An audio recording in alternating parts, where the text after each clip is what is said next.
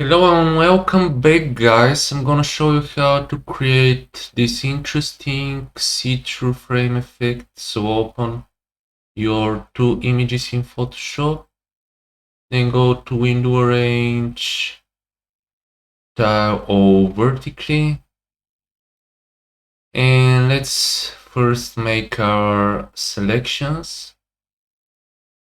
I'm gonna drag this one a bit to the side, make it a bit bigger. Gonna zoom in, select the pen tool, just because I like using it. If you hate the pen tool, use any other tool you like the polygonal lasso tool, quick selection tool. So I quickly made this easy selection of the inside of the frame. And now, still using the pen tool, right click and choose make selection.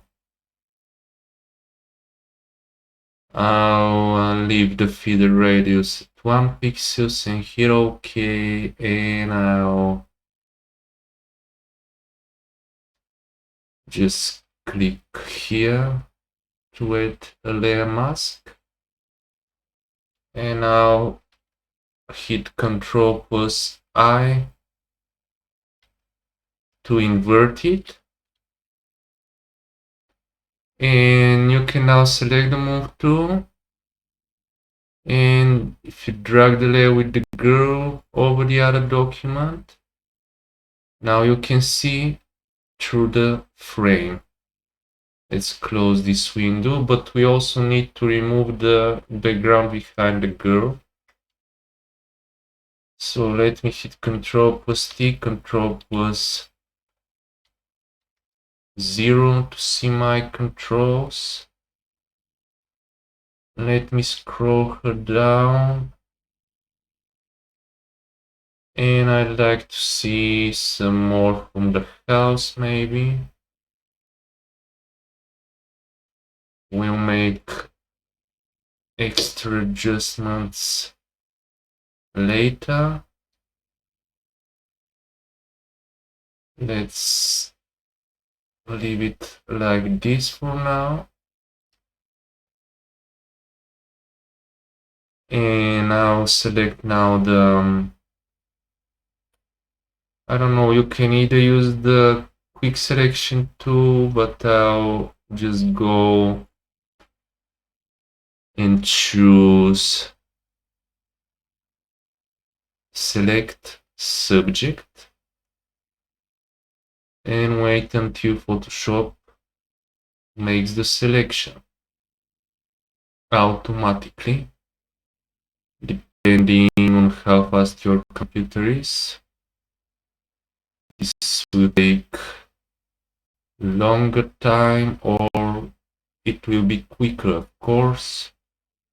I think it's almost done. Yes. Now let's go to select and mask right here. Increase the opacity. I'm currently on black. Let me go to the Martian ants. And I'll be using now the, what was the name of it? Brush tool, exactly what I was thinking. So for this area here, I'll just click once, hold the shift key, and click a second time here to create this straight selection. For the frame here, I'll select the quick selection tool, increase the size a bit by holding the Alt key and dragging with the right mouse key. So make it a smaller size, and hold the Alt key to subtract from the selection this area we don't need, but this was too much. Let me hit Ctrl+Z, make it smaller, and nope, so I need to go back to editing, release the Alt key, to go back to add to the selection this part again. So hold the Alt key to remove or change it from here. Remove the table from our selection. This little part here. And again, I'll be using the brush tool and the shift key to add back this outside area. I'll check the smart radius, and I'll click here, hold the shift key at this area. Also drag around this missing part of the face. Select the Refine Edge tool and drag along the edge of the hair for a more refined hair selection. And let's see how this looks on white, for example, and on black. I think I'll increase the radius a bit so that more of the hair will add to the selection. Let me zoom out to see my entire selection. It starts to look good. In order to remove some of this part here from the hair, hold the Alt key, and to remove the parts you don't want, click and drag again with the Refine Brush tool. I think here we need to get back some of it, so let me use the Quick Selection tool and just drag carefully around the edge to add back what's missing. Now the hair starts to look good. We need back this area here and here. Let me zoom out. This area here looks a bit wrong. So let me edit back. But it needs some refinement with less hardness maybe. Smaller diameter for the refine edge. To add back some of the details. Even smaller diameter. And let me add some contrast from here. Just a little bit contrast. And just a little bit of smoothing, I think 1 for the smooth. Let's zoom out. Let's check how it looks on white. And I see some problems with the hands, with the selection of the hands. So again, with the Refine Brush tool, make it a bit bigger. Use the Alt key, hold the Alt key and drag around these areas.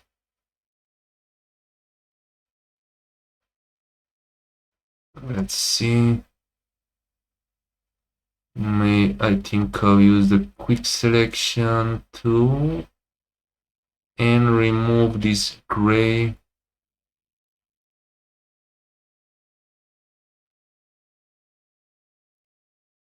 But I don't want this thing here. Okay, Alt key. And I'll make some final adjustments in a second. But let's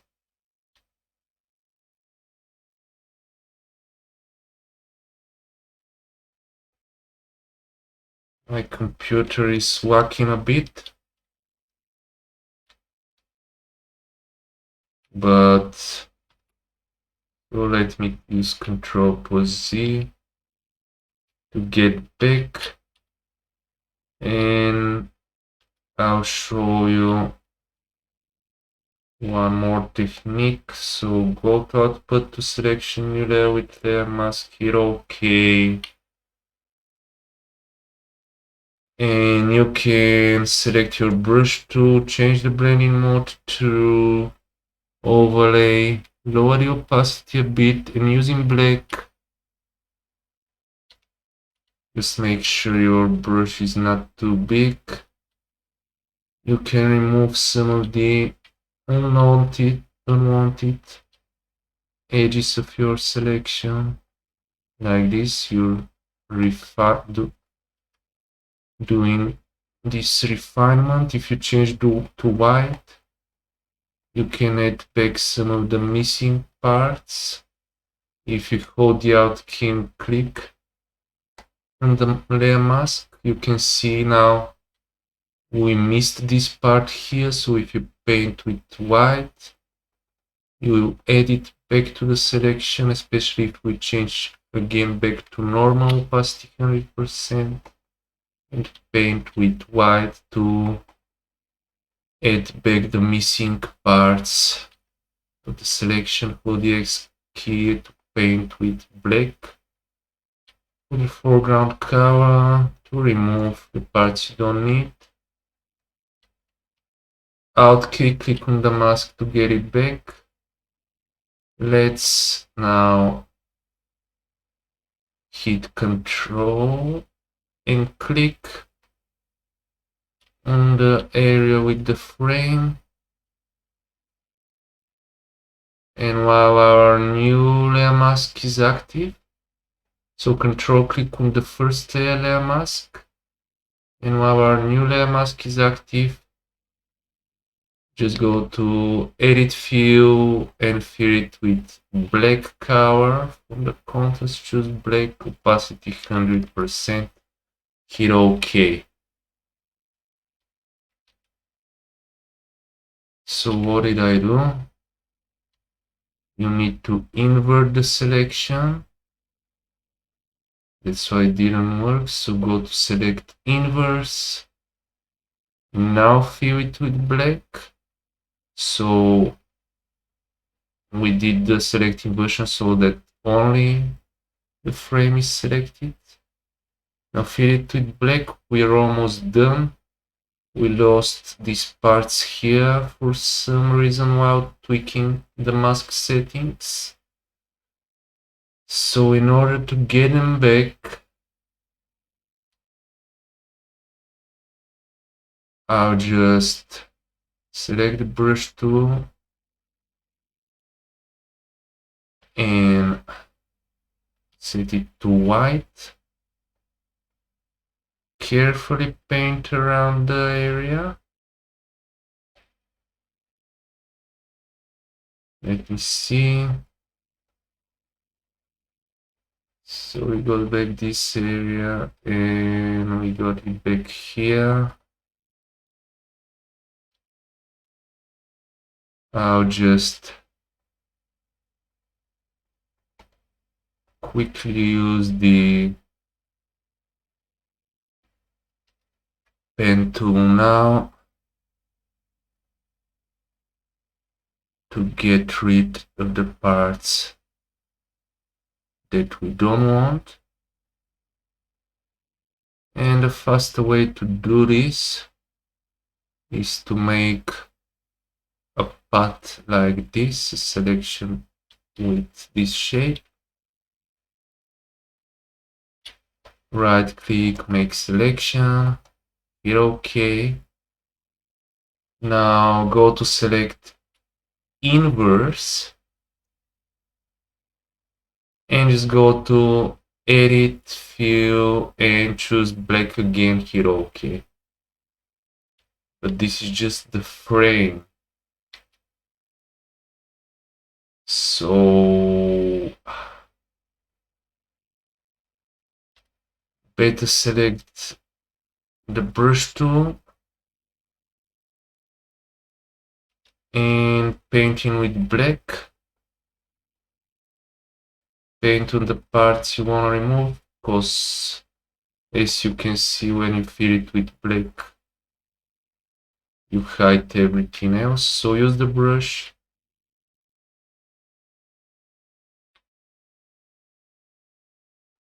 and you can increase the hardness, remove the areas you don't need, and Ctrl+D. So you have your final effect here.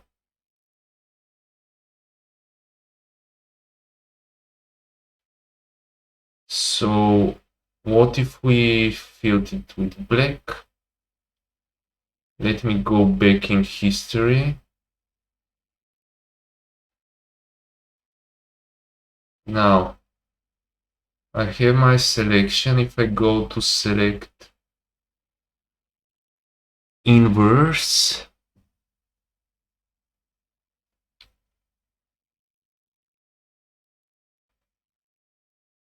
and we were here, select inverse again. So the area outside the frame is selected. If you create a new layer, if you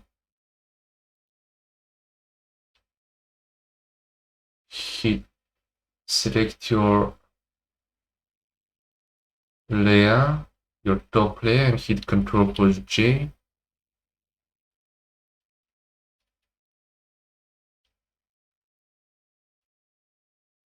hit Ctrl+J to make a copy of it, and if we isolate it, it looks like this. Ctrl+click to load it as a selection. And now if you click here to add the layer mask and invert the layer mask, Ctrl+I, you can see you have the same effect. Another way to do this is delete this mask, Ctrl+click on the thumbnail to load it as a selection. The other way to do this is hold the Alt key and then click on the layer mask to hide the area outside of this part of the frame. So we got it back. And this is the final effect. Double click on the background. If you want to transform it, hit Ctrl+T. And you can further adjust the size.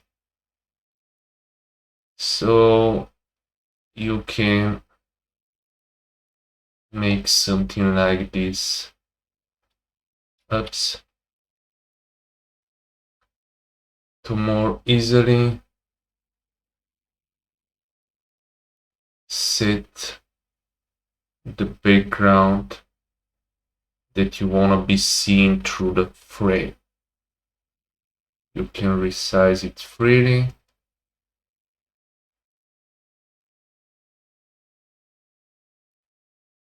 And I don't know how, as I said, I'd like to have some more of the house. So I'll actually increase the size and even increase, I don't know, something like this.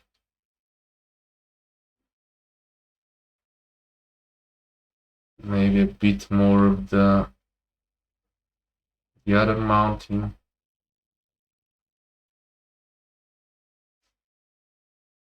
So you can experiment with this and select the top layer, and now add curves finally. At the point when you drag up, you usually make things lighter. And if you hit another point, if you drag it down, this usually makes things dark. So this is one more way to add a contrast. And this looks nice. So thank you for watching and make sure to subscribe to Damien Photoshop channel.